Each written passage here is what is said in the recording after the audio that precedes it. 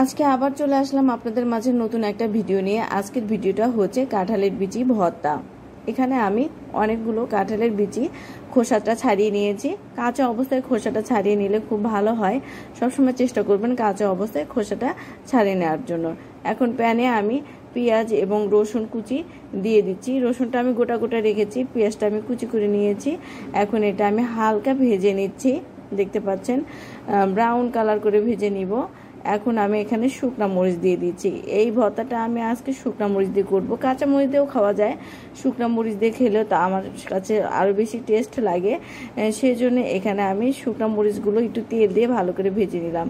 আর কাঁঠালের বিচিগুলো কিন্তু সেদ্ধ করে নিয়েছি, জাস্ট পানিতে দিয়ে সিদ্ধ করে নিয়েছি। এটা আপনারা সবাই পারবেন, সেজন্য ভিডিওটা দেখালাম না। এটা আমি ভালো করে পিষে নিচ্ছি। হয়ে যায়, হাত দিয়েও কিন্তু করা যায়, একটু ম্যাশ কম হয়।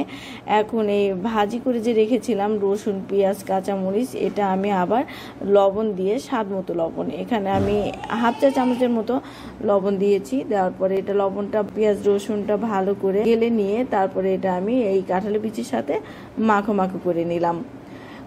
এক্সট্রা চাইলে সরিষার তেল দেওয়া যায়, কিন্তু আমি সরিষার তেল দিয়ে ভেজে নিয়েছি পেঁয়াজ রসুন, তাই আমি এখানে কোনো রকমের তেল ইউজ করি নাই। আপনারা যদি তেল বেশি খান সেক্ষেত্রে কিন্তু আবার তেল নিয়ে দিতে পারেন।